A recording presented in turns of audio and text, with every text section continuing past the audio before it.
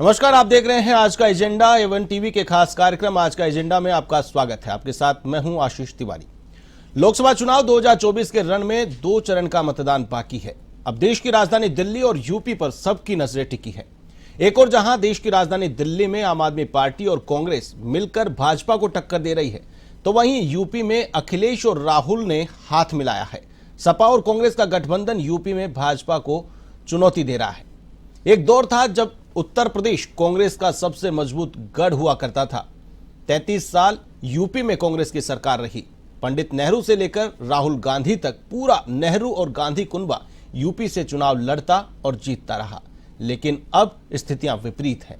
UP में अब कांग्रेस अस्तित्व के लिए संघर्ष करती नजर आ रही है। पिछले चुनाव में एकमात्र सीट पर सिमटी कांग्रेस को केवल रायबरेली सीट पर सफलता मिली थी, जहां सोनिया गांधी चुनाव जीत पाई थी। यहां तक कि राहुल गांधी भी अमेठी से चुनाव हार गए थे। इस चुनाव में रायबरेली सीट पर वायनाड से चुनाव लड़ चुके राहुल गांधी चुनावी मैदान में है, तो वहीं अब साइकिल पर सवार होकर कांग्रेस यूपी फतेह करना चाहती है। दिल्ली की बात करें तो दिल्ली का मुकाबला भी दिलचस्प हो चला है। अरविंद केजरीवाल के बेल पर बाहर आने से राजनीतिक गलियारों में अलग अलग चर्चाओं का दौर शुरू हो चुका है। तो वहीं वोटिंग परसेंटेज को लेकर, पोलिंग के डेटा को लेकर भी सवाल उठाए जा रहे हैं। आज का एजेंडा में चर्चा करेंगे और चर्चा करने के लिए मेरे साथ स्टूडियो में मौजूद हैं बीजेपी प्रवक्ता लक्ष्मीकांत पारिक जी, आपका बहुत बहुत स्वागत है। कांग्रेस प्रवक्ता करण सिंह राजपुरा, आपका भी बहुत बहुत स्वागत है। धन्यवाद। सबसे पहले सवाल करना चाहूंगा लक्ष्मीकांत जी आपसे। पवन खेड़ा ने सवाल उठाया है, निर्वाचन आयोग ने डेटा रिलीज किया है, उसमें अप एंड डाउन देखे जा रहे हैं, सवाल उठाए जा रहे हैं कि क्या वजह है। 1 करोड़ से ज्यादा मतदान का प्रतिशत है जो ऊपर नीचे हो रहा है।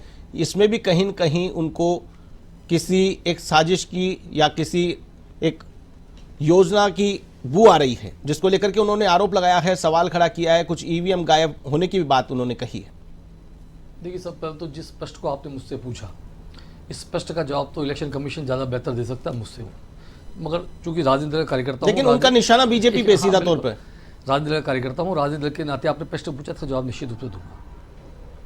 आदरणीय पवन खेड़ा जी ने आज प्रश्न उठाया। प्रश्न उठाकर कांग्रेस, उन्होंने साबित कर दिया कांग्रेस चुनाव हार रही है।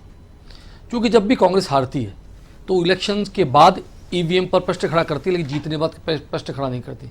कर्नाटक की जीत हो गई, कोई ईवीएम के बाद आपने सुना कि ईवीएम खराब थी, ईवीएम में गलत वोटिंग हो गई, कहीं नहीं सुना हुआ आपने। कभी आप चुनाव जीत जाए तो न तो आप प्रश्न इलेक्शन कमीशन खड़ा करते हैं, न ईवीएम पे खड़ा करते हैं। लेकिन जब आप हारने लगते हैं तो आप पहले से प्रश्न खड़ा करना शुरू कर देते हैं। कांग्रेस की इसमें महारत है, कोई विषय अलग बात नहीं। पवन खेड़ा जी ने आज इस बात की स्वीकृति इसके माध्यम से कर ली कि चुनाव कांग्रेस हारने जा रही है। ये आरोप प्रत्यारोप जिस प्रकार से आज लगाने का शुरू किया है, ये तो चुनाव के रिजल्ट आने के बाद 1-2 बार शुरू होता था, आजकल पहले शुरू हो गया। अब आपकी इतर स्थिति की ओर विवेचना कर देता हूँ, जिस स्थिति को आपने कहा कि पवन खेड़ा जी ने कहा और इसने कहा। अभी इसके बाद बहुत सारी बातें करेंगे रोजाना, रोज आज नई बात करेंगे। आप जब चुनाव लोकसभा, यदि आप किसी कोर्ट से आप केस हार जाएं, आपके व्यक्ति जमात नहीं मिले, तो आप कोर्ट पर प्रश्न खड़ा करते हैं। आजकल एक नया रिवाज बनाया है। तो जिस प्रकार की संवैधानिक संस्थाओं पर से विश्वास हटाकर कांग्रेस बार बार उन पर प्रश्न खड़ा करती है, ये कांग्रेस स्वभाव बन गया है। और कांग्रेस का नहीं, ये संपूर्ण विपक्ष का स्वभाव बन गया है। इसलिए मेरा कहना है कांग्रेस चुनाव हार रही है। ये स्वीकृति आज पवन खेड़ा जी ने अपने इस वक्तव्य के माध्यम से दे दी।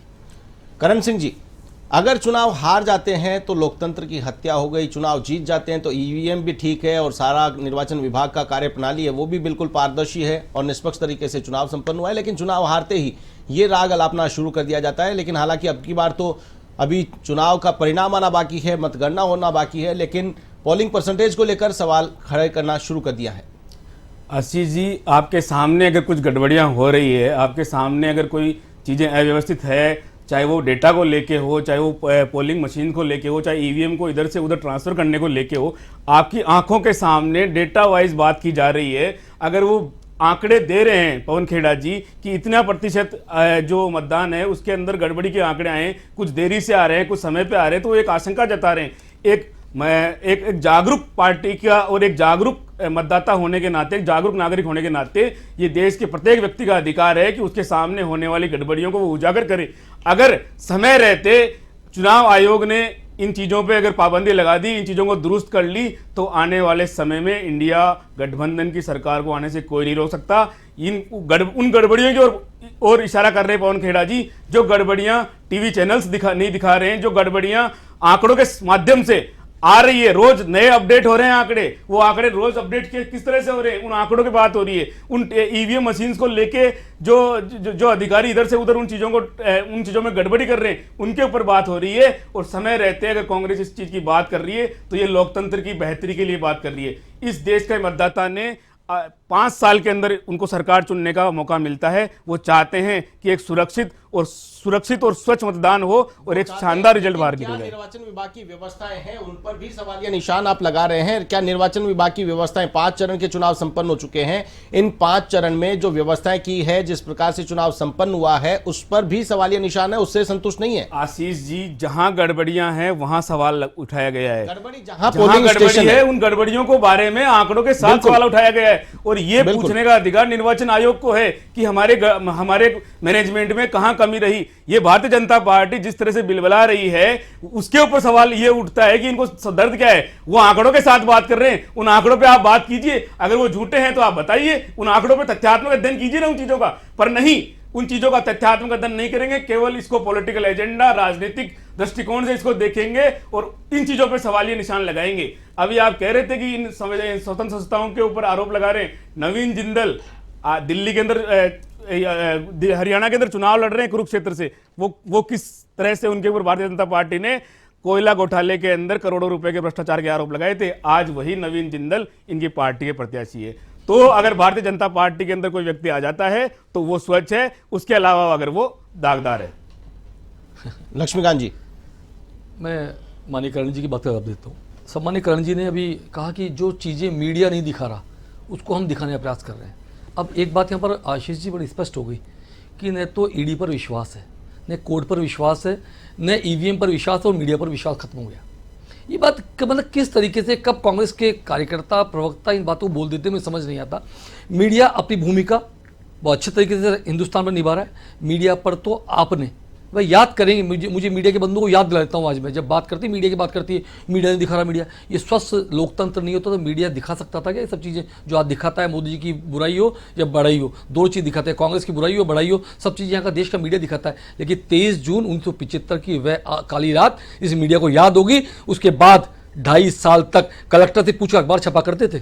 किसी कलाकार को गाना गाने का अधिकार नहीं था। किसी कार्यकर्ता के मुझे ये तरीका भी पसंद नहीं है। My dear Karan Singh ji, please सुनिए वो कब था 73 कब था 73 बाहर था क्या? इमरजेंसी लगाई, माफी मांगी उसके लिए, मांगी माफी नहीं बीच में नहीं बोला करें, फिर बीच में नहीं बोला करें। ये बीच में बोला तरीका बिल्कुल आशीष ठीक नहीं है इनका। अगर ये से डिबेट करवानी है आपको तो इनसे डिबेट करवा लें आप। धन्यवाद, नमस्कार, जय हिंद। बात कर रहा हूँ मैं, ये तरीका ठीक नहीं है। अरे बार अरे भाई इमरजेंसी लगाई कि नहीं लगाई? मैं बड़ी शानदार बात को रखा हूँ, इनको समझ नहीं आती बात। ये बात करने आए यहाँ पर या फिर टोकने आए बीच में? ठीक है, एक एक करके अपनी बात रखिए। एक बार आप बताइए, अपनी बात को 1975 की आपातकाल की वह कायदा पूरे मीडिया को याद है कि नहीं है? जब अखबार छपा करते थे कलेक्टर से पूछकर, जब टीवी पर विज्ञापन निकलते थे कलेक्टर से पूछकर, और यहां तक कि यदि गाना गाना तो पीएम की जांच लेनी पड़ती थी, वह दिन भी इस देश की जनता को याद है। अब आप मीडिया प्रश्न खड़ा करते थे, अब आप प्रश्न आप फिर से कांग्रेस के लोगों ने भी इन्होंने कहा कि हम उजागर करते हैं। भाजपा बोले अरे भाई, जिन्होंने ये मुद्दा जो लोग पवन खेड़ा जी साहब लेकर के आए, उन्होंने इलेक्शन कमिश्नर प्रश्न खड़ा करा। इलेक्शन कमिश्नर अपने प्रेस कॉन्फ्रेंस माध्यम उसका जवाब देता है। हमें जवाब देने की आवश्यकता नहीं है। ये हमसे क्यों सवाल पूछते हैं इस बारे में? देश में इलेक्शन कमिश्नर एक स्वतंत्र संस्था है, अपना कार्य कर रही है। उसका आंकड़ा गलत हो तो आप जाइए कोर्ट में, बताइए कोर्ट को जाकर के कि इसका आंकड़ा गलत आ रहा है। न्यायपालिका साफ सुथरी है हिंदुस्तान की, उस पर सबको विश्वास है, आप वहां जाइए ना। बिल्कुल करणवीर जी, दरवाजे खुले हैं आपके, लेकिन फिर भी आरोप सिर्फ लगाना, केवल एक चुनावी माहौल बनाना, अभी 2 चरण के चुनाव बाकी हैं और इसी बीच में ये एक नया नैरेटिव सेट करना। आशीष जी, अब ये फिर कहेंगे, ये बार बार आपातकाल की बात करते हैं, बैकग्राउंड में जाते हैं। इनको मैं कहूंगा कि पिछले 10 साल के अंदर आप राज करके गए, कभी उनकी भी बात कर लीजिए आप। अब ये कह रहे थे कि ये कोर्ट में जाइए। जिस तरीके से नरेंद्र मोदी जी के सामने करोड़ों रुपए भर के अडानी के घर से टेम्पू उधर से उधर हो रहा है, वो उस पर दो शब्द बोलने के लिए तैयार नहीं है। ये तो टेम्पू नहीं, मैं बता रहा हूं, मैं ईडी के ऊपर बात कर रहा हूं। खुद नरेंद्र मोदी स्वयं कह रहे हैं, देश का प्रधानमंत्री देश की जनता से मंच पे खड़ा होकर कह रहा है कि करोड़ों रुपए जा रहे थे। आप मैं ईडी के ऊपर सवाल खड़ा कर रहा हूँ, ईडी की बातों में सवाल खड़ा कर रहा हूँ। क्या नरेंद्र मोदी जो ये बात आज ईडी को बता रहे, आज जनता को बता रहे हैं, वो ईडी को नहीं बता सकते थे क्या? करणवीर जी, टेम्पो भर करके नोट जाने का सवाल तो मोदी ने खुद ने आपसे पूछा है। तो मैं यही पूछना चाह रहा हूं, देश का प्रधानमंत्री ये बात देश की जनता को चुनाव में आके बता रहा है, वो ईडी को भी तो बता सकता है कि मैंने देखा है कि करोड़ों रुपए टेम्पो में भर के इधर से उधर जा रहे हैं। फिर किस तरह का चौकीदारी कर रहा था ये चौकीदार? ये चौकीदार की नीयत में खोट है, इनके चुनाव लड़ने के स्टाइल में खोट है, और इन्होंने तोड़ मरोड़ की चीजों को व्यवस्थित करने की चाहते हैं, और वो कांग्रेस पार्टी कभी भी नहीं होने देना चाहेगी। चाहे आंकड़ों की बात हो, चाहे ईवीएम और जो चुनाव आयोग के पास जो गड़बड़ियां मिली है उनको लेके हम चुनाव आयोग के पास भी जाएंगे और न्यायालय के पास भी जाएंगे। भारत की जनता का लोकतंत्र मजबूत और आबाद रखने के लिए कांग्रेस पार्टी हर प्रयत्न करेगी। आपके माध्यम प्रश्न पूछ लेता हूं जी। कांग्रेस के प्रवक्ता पर बैठे 10 साल बाद आज मुझसे सवाल पूछ रहे हैं, सुन लीजिए। आपके मध्य प्रश्न पूछ लेता हूं, कांग्रेस प्रवक्ता, राष्ट्रीय प्रवक्ता से पूछ लेता हूं, और माननीय पवन खेड़ा जी पूछ लेता हूं, कब इस मामले पे कोर्ट में जा रहे बता दें, कौन सी तारीख होगी, कौन सी कोर्ट में जा रहे हैं, सुप्रीम कोर्ट या हाई कोर्ट में जा रहे हैं, इसके खिलाफ जाएं। निश्चित रूप से मैं चैलेंज करता हूं, जाना चाहिए उन्हें, यदि गड़बड़ी हो तो कोर्ट में जाना चाहिए, और नहीं तो इस देश की जनता से माफी मांगनी चाहिए, पहली बात। अब मेरे फाजिल दोस्त अब कह रहे थे कि पिछले 10 वर्षों में क्या हुआ और क्या नहीं हुआ उसकी बात करें, और आप तो पिछली बातों को भूल जाएं। यदि पिछली बातों को भूल जाएं तो इतिहास बहुत काला भी है और बहुत अच्छा इतिहास भी है, उसे भूला नहीं जाता। उन काली यादों को हमेशा याद रखा जाता है, क्योंकि जिन्होंने लोकतंत्र गला घोट कर लोकतंत्र की हत्या करने का प्रयास किया वह दिन हम सबको याद रहेगा। और इन 10 वर्षों के शासनकाल के काम बता देता हूँ। ये 10 वर्षों के शासनकाल में किसान भारतीय जनता पार्टी सरकार ने किया होगा। यदि जनता खाते खोलने का काम किया तो भारतीय जनता पार्टी सरकार ने किया होगा। वह दलाली और भ्रष्टाचार के काम बंद करने का काम किया, सीधे किसान के खाते पे जा रहे हैं। ये भारतीय जनता पार्टी सरकार चल रही है। लोकतंत्र की सरेआम हत्या की गई। क्या है इंदौर के अंदर प्रत्याशियों का नामांकन वापस करा दिया गया। इनके प्रत्याशी भाग रहे हैं, इनके प्रत्याशी भाग रहे हैं छोड़ छोड़ कर। ये लोग आपका प्रधानमंत्री प्रज्वल रवन्ना जैसे आरोपी के साथ मंच पे बड़ी मूर्तापूर्ण प्रत्याशी बात कर रहे हैं, उससे क्या डिबेट क्या करना चाहते हैं? इस तरह का भद्दा मजाक मुद्दे से भटकेंगे तो डिबेट बहुत लंबी चली जाएगी। समय की सीमा है और समय की सीमा में अपन को मुद्दे को पूरा कंप्लीट करना है। चुनाव में यूपी और दिल्ली, 2 राज्यों पर अब नजरें टिक गई है पूरे देश की। 2 चरण का चुनाव बाकी है। यूपी की बात करें, कांग्रेस का गढ़ माना जाता था यूपी, और आज अस्तित्व के लिए संघर्ष करती कांग्रेस नजर आ रही है। कांग्रेस के सुप्रीमो वहां से एकमात्र एक सीट लेकर के आई सोनिया गांधी, और आज वर्तमान की अगर बात करें तो सोनिया गांधी राजस्थान से राज्यसभा जा चुकी है। यूपी में कांग्रेस का स्कोर 0 हो चुका है। कांग्रेस विहीन यूपी हो चुकी है। ऐसी स्थिति में अब सपा के साथ हाथ मिलाकर के बैतरणी पार करने की कोशिश की जा रही है। करणवीर जी, यूपी फतेह करने की बात की जा रही है, लेकिन वोट शेयर की बात करें, पिछले चुनाव 2019 की बात करें तो लगभग 50% से ज्यादा अकेले बीजेपी का वोट शेयर था। और अगर आम आदमी पार्टी, माफ कीजिएगा, सपा और कांग्रेस दोनों का वोट शेयर मिला ले तो भी बीजेपी को टक्कर नहीं दे पा रहा है। तो क्या 2024 के चुनाव में आपको उम्मीद लग रही है कि दोनों मिलकर के भी बीजेपी को टक्कर दे पाएंगे? करणवीर जी, बिल्कुल टक्कर दे भी पाएंगे और इनको परास्त भी करेंगे। देश के अंदर पिछले 10 सालों के अंदर नरेंद्र मोदी की सरकार ने कभी भी मुद्दों की बात नहीं की है। ये बताने के लिए तैयार नहीं है कि विदेशों से कितना काला धन आया। ये लोग ये बताने के लिए तैयार नहीं है कि हमने कितने करोड़ लोगों को रोजगार दिया। ये बताने के लिए तैयार नहीं है कि कितने किसानों ने आत्महत्या की, कितने किसानों की आय दुगनी हुई। वहीं कांग्रेस पार्टी, इंडिया गठबंधन लगातार देश के मुद्दों की बात कर रहा है, उनके मर्म को समझ रहा है। और ये यूपी नहीं, आशीष जी आप मान के चलिए, पूरे इंडिया के अंदर इंडिया गठबंधन की लहर है। और इंडिया गठबंधन निश्चित रूप से आने वाले समय में इस देश के आवाम, गरीब, शोषित वर्ग और मजदूर की आवाज को बुलंद करेगा और देश के अंदर इन चीजों को मुस्तैदी से उठाएगा। बिल्कुल ठीक है, बात आपकी मान लेता हूं, लेकिन बात यह है कि अगर मोदी के खिलाफ एंटी इनकम्बेंसी है, मोदी के खिलाफ नाराजगी है, तो आपको सपा से हाथ मिलाने की जरूरत क्यों पड़ी? आप अकेले भी मोर्चा ले सकते हैं। पिछले चुनाव में भी आप गए थे, आपको सिर्फ 22% वोट शेयर यूपी में मिला, जबकि 18% वोट शेयर आपको मिला। आशीष जी आप देखिए वर्तमान ये दिल्ली का डेटा, दिल्ली का डेटा मैं आपके साथ में शेयर करूं। वर्तमान में आप देखिए एक मिनट जी लक्ष्मीकांत जी, दो मुख्यमंत्री आज दो मुख्यमंत्री जिस भारत देश के अंदर जेल में हैं, चाहे आप सोरेन की बात कर लीजिए, चाहे आप अरविंद केजरीवाल जी की बात कर लीजिए, वो अभी जमानत पे बाहर है।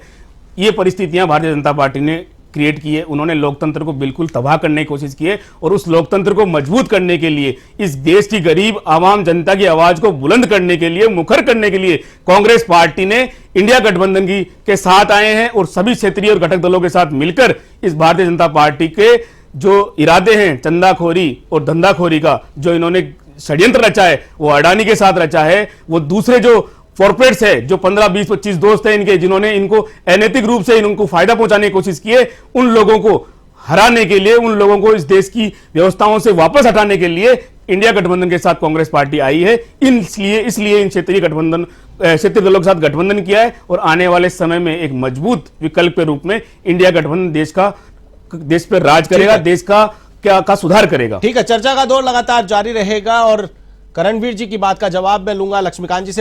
लक्ष्मीकांत जी, जिस प्रकार से यूपी में कांग्रेस अपने अस्तित्व के लिए लड़ाई लड़ रही है, वायनाड में चुनाव लड़ने के बावजूद रायबरेली जो परंपरागत सीट रही है, उनके गढ़ में राहुल गांधी को उतरना पड़ा है, अमेठी फिर भी जाकर के वो नहीं लड़े हैं, और यूपी में सपा का साथ लेकर के कितनी सफलता उन्हें मिलने वाली?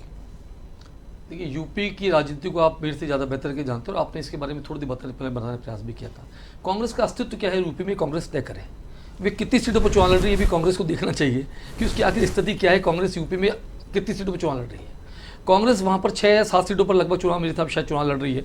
बाकी सीटों पर अखिलेश यादव जी के साथ गठबंधन कर रखा है और इधर से गठबंधन कर रखा है। जिस यूपी से कांग्रेस निकलकर हिंदुस्तान के किले को फतेह करती, लाल किले की प्राचीर पर झंडारोहण आदरणीय नेहरू जी, आदरणीय इंदिरा जी, आदरणीय राजीव जी क्या करते थे, उससे कांग्रेस की स्थिति यूपी में आज किस गठबंधन भी स्थिति क्या, पीछे की सीट पर बैठे हो मजबूर होना, ये अपने आप में साबित करता है कांग्रेस की स्थिति क्या है।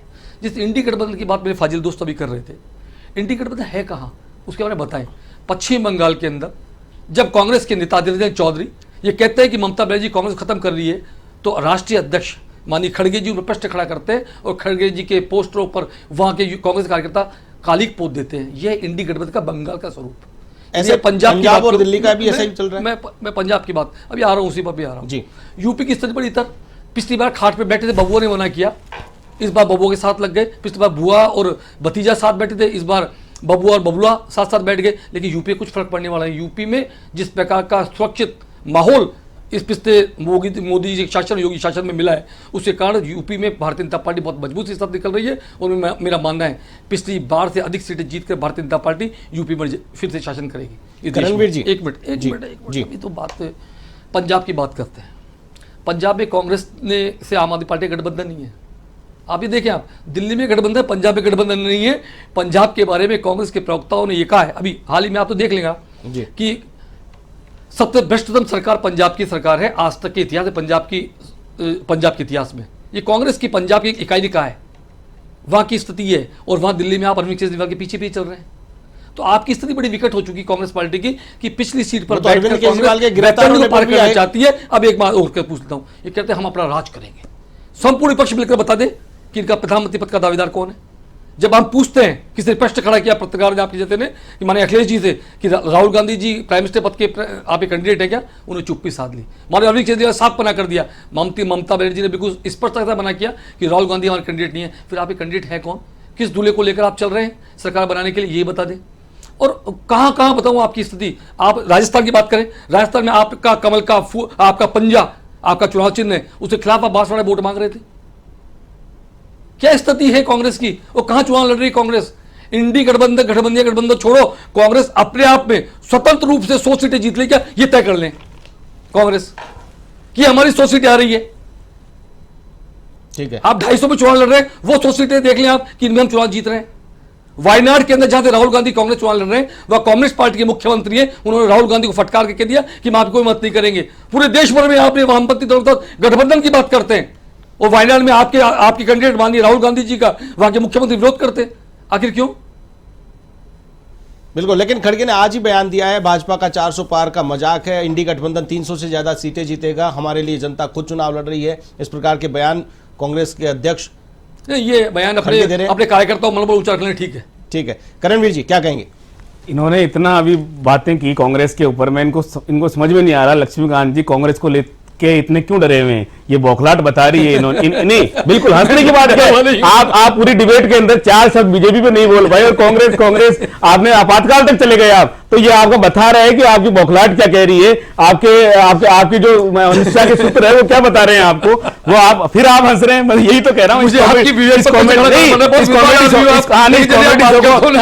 शो को फिर आप कह रहे हैं आप तो कह रहे थे आप अपनी बात खुद पे आप लगातार कांग्रेस की बात करिए। मैं उसके बारे में किसी आप जितनी बात करनी है उतनी कीजिए, परंतु आप किसान की बात कब करेंगे?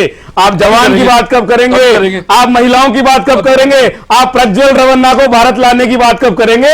उसके ऊपर आरोप सिद्ध करने की बात कब करेंगे? ये भी बताते चले। किसानों की हत्याएं जिस तरह से आप लोगों ने की है, जिस तरह से किसानों के रास्ते में आपने कीले बिछाने का काम किया था, शंभू बॉर्डर पे अभी भी आंदोलन चल रहा था। पिछले ही दिनों आंदोलन उन लोगों किसान लोगों ने वापस लिया है और उन्होंने कहा है कि यह आंदोलन हम बूथ तक लेके जाएंगे, मतदान के दिन तक उस आंदोलन को जारी रखेंगे और मतदान के दिन भारतीय जनता पार्टी के इस घमंड को तोड़कर, इस शहंशाह को गिराकर, इसकी जो सल्तनत है उसको गिराकर दम लेंगे।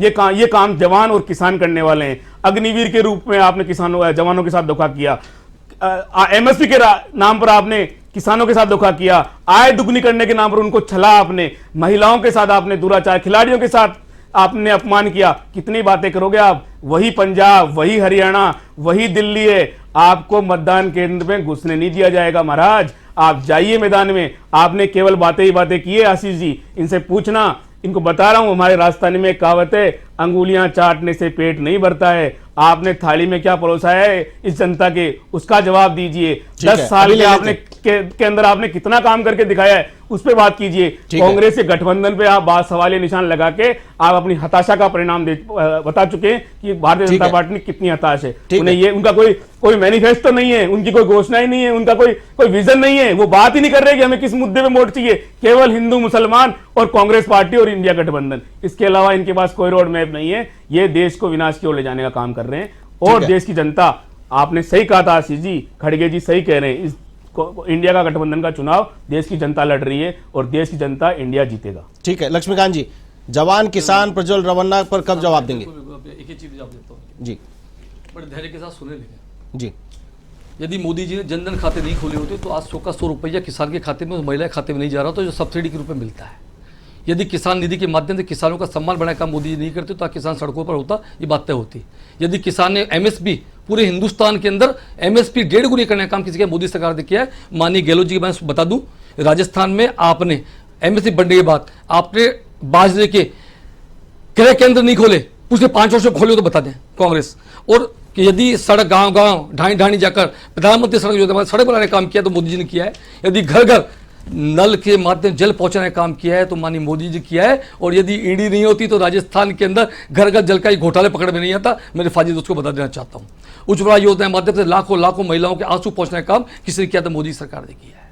यदि मोदी सरकार ने मुर्दा स्टार्टअप योजना के माध्यम से लाखों युवाओं को रोजगार देने का काम किया है तो मोदी सरकार ने किया है। यदि संदेश ख्याल की बात करते हुए फाजिल दोस्त, तो अच्छा लगता जब राहुल गांधी बंगाल गए तो यहाँ पर जब आप कई सारी जगह मिजोरम की और कांगे की बात करते हैं, आपने अभी बात कर्नाटक की करी, वहाँ पर क्या हो जाता है, वहाँ आपके एक शब्द नहीं निकलते। चूंकि मुस्लिम विधायक और पश्चिम बंगाल की बात थी इसलिए आप नहीं बोले। राजस्थान के अंदर मानिए प्रियंका गांधी वाड्रा जी राजस्थान आती है, राजस्थान के में आकर राजस्थान की एक बेटी जिसको अभी न्याय मिला है उसके खिलाफ प्रश्न खड़ा करती थी, उस तात्कालिक समय तो अच्छा लगता। लेकिन गहलोत जी सरकार होने का राजस्थान नहीं बोली, यूपी की बेटी बलात्कार हो तो बोली। राजस्थान की बेटी उनकी बेटी नहीं है, यूपी की बेटी उनके लिए बेटी है, दिल्ली की बेटी उनके लिए बेटी है, लेकिन वो नहीं है। अरे भैया 3000 आपकी सरकार थी कर्नाटक में, आपकी सरकार क्यों नहीं पकड़ा? ये बताए कांग्रेस की गवर्नमेंट कर्नाटक की कि आपने क्या किया, आपने क्यों विधायक को जाने दिया, आपने क्यों नहीं रोका उसे? कर्नाटक के अंदर, अरे पीएम की बातें नहीं है भाई। अब सीधे तौर पर आशीष जी, सीधे तौर से पूछता हूँ, राज्य की सुरक्षा का मुद्दा राज्य सरकार का, केंद्र सरकार का बताइए, प्रधानमंत्री बताइए, केंद्र का राज्य का बताइए, बताते क्यों नहीं है? राज्य का मुद्दा है, ये कांग्रेस बताए कि ये जो स्थानीय स्तर पर पुलिस प्रशासन किसके हाथ में होता है, कांग्रेस बताए। यदि राजस्थान के अंदर कोई बलात्कार होता है तो राजस्थान की पुलिस पकड़ेगी या सीआरएफ आएगा उसके लिए, ये कांग्रेस बता दे। बिल्कुल बताते हैं इसने क्यों गया वो और क्यों आपने जाने दिया, आपने पहले आपको जानकारी थी तो इसका मतलब आप कहीं ना कहीं उसके साथ मिले हुए थे। क्यों ये आरोप हिंदुस्तान की जनता क्यों जाने मैं आपको लगा रहा हूं, क्यों जाने दिएगा जवाब आप प्रधानमंत्री जी से कीजिए। उनके साथ गठबंधन क्यों किया, उनके लिए टिकट क्यों छोड़ी, उनके लिए सीट क्यों छोड़ी, उनके साथ मनसेर क्यों किया? वो जब बार बार वहां का जिला अध्यक्ष लिख के दे रहा था कि ये भ्रष्ट आदमी है, उनके पास वीडियो थे, भारतीय जनता पार्टी का जिला अध्यक्ष बार बार बात कर रहा था, तो आपने क्यों नहीं उस पर किस बात की मोदी सरकार वहां गारंटी बांट रही थी मंच पे खड़े होके?